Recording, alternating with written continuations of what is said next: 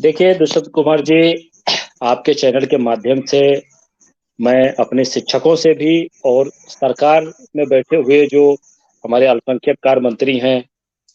या प्रशासन के लोग हैं जो जो जिसको ब्यूरोक्रेट कहा जाए या लाल फीताशाही कहा जाए, इस चैनल पर ये जी, कहीं न कहीं विलंबता होती है और ये लोग इसको जी, कहीं न कहीं बाधा बनते हैं ये लोग। सरकारी बिल्कुल। स्तर पर सरकारी स्तर पर इस योजना को आज 1995 से लेकर के और अब तक जो स्थिति, जो गोल्डन लाइफ थी शिक्षकों की और बर्बाद करने में जो इन लाल फीताशाहियों का रवैया रहा है,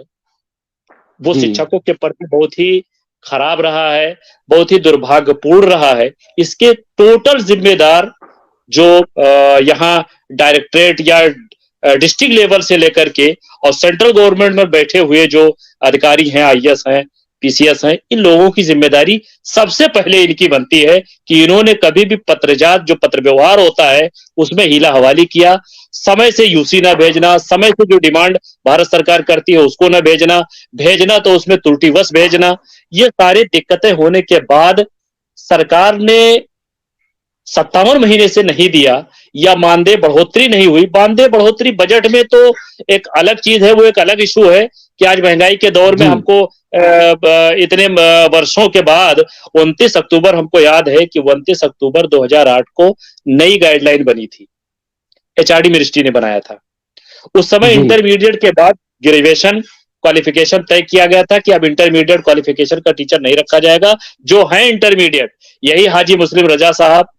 अकबर साहब, मेहंदी साहब, हम सब लोग मिल करके एक दिल्ली में धरना प्रदर्शन किए थे कि जो इंटरमीडिएट जी, टीचर है उनको बाहर न किया जाए। बाहर न करने पर सरकार के में बैठे, मंत्रालय में बैठे हुए अधिकारियों के साथ, मंत्री जी के साथ बैठक हुई। उन्होंने हमारी मांग को एक्सेप्ट करके ग्रेजुएशन करने का 4 साल का मौका दिया था। तमाम शिक्षकों ने हमारे ग्रेजुएशन करने के बाद उस योजना में कंटिन्यूअस बने रहे और वो ग्रेजुएशन लेवल पर जब मानदेय जो 3,000 और 4,000 था उसको बढ़ा के 6,000 और 12,000 किया गया। तो जैसा कि माननीय प्रधानमंत्री जी कह रहे हैं कि मुसलमानों के एक, उनका एक सपना है कि एक मदरसों के ताल्लुक से या मुस्लिम समाज के ताल्लुक से कि इनके एक हाथ में लैपटॉप और दूसरे हाथ में कुरान, कुरान से बिल्कुल। ताल्लुक कि उनका धर्म उनके साथ हो, उसके साथ लैप का मतलब कि आधुनिक शिक्षा इनके साथ हो। आधुनिक शिक्षा जी, इसलिए कि मेन स्ट्रीम में राष्ट्र की मुख्य धारा में जुड़ने के लिए इनके हाथ में लैपटॉप होना चाहिए।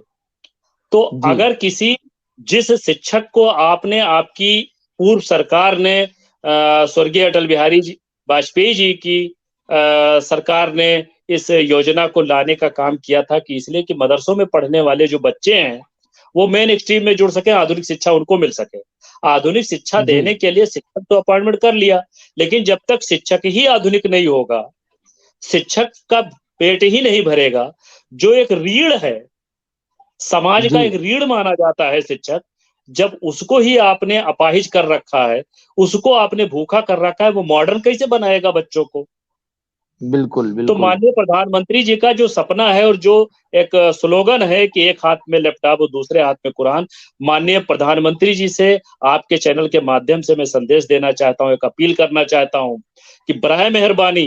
कृपा करके आप एक पूरी तरीके से, एक आप शरीर हैं, उस शरीर का एक अंग ये आधुनिक शिक्षक भी है। अगर जी, उस शरीर में ये अगर एक बीमारी की तरह अगर है, शिक्षक एक बीमार ही है, बहुत सारे शिक्षक जी, हमारी जी, इस दुनिया से चले गए, स्वर्गवास हो गया जी, उनका।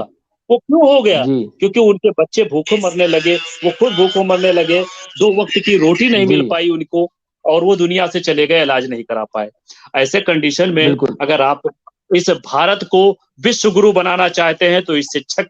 जो भूखों मर रहा है, कम से कम बिना इसको भी मेन शिक्षक के स्ट्रीम में जोड़ने के लिए, बिना इसके शिक्षक बकाया के मानदेय को दिलाने विश्वगुरु के नहीं बन लिए सकते। जी, बिना प्रधानमंत्री शिक्षक के जी विश्वगुरु नहीं बन सकते। नहीं बन सकते। भारत के इस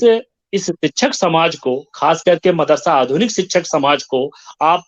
इतना तो कम से कम ऑक्सीजन दीजिए कि ये ज़िंदा रह करके उन राष्ट्र की मुख्य धारा में जुड़ने के लिए जो बच्चों को शिक्षा दे रहे हैं, वो मेहनत से दे रहे हैं और उनके मेहनत का फल आप खुद संज्ञान में लेकर के अपने एचआरडी मिनिस्टर को बकाया मानदेय के लिए, मिनिस्ट्री ऑफ माइनॉरिटी अफेयर्स के मिनिस्टर को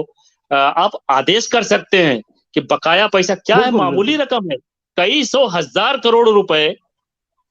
तमाम इधर के उधर हो जा आ, रहे हैं। बैंक और तमाम लोग लेके भाग रहे हैं देश के पैसे को। जी जी तो ऐसे में प्रधानमंत्री जी से मैं अपील करना चाहूंगा हाथ जोड़ करके कि मैं भी भारत का नागरिक हूं और बाई चॉइस हूं यहाँ मैं, तो हमारे प्रति हाँ भी बिल्कुल गंभीरता पूर्वक विचार विमर्श करके बकाया मानदेय दे दे, इस योजना को अस्थायी करा दें। इनका बहुत बड़ा एहसान जी होगा इन शिक्षकों के साथ और इनका हक इनको मिल जाएगा। ये माना जाएगा कि हमारा भारत सबका साथ, सबका विकास, सबका विश्वास पर हमारी भारत सरकार काम कर रही है।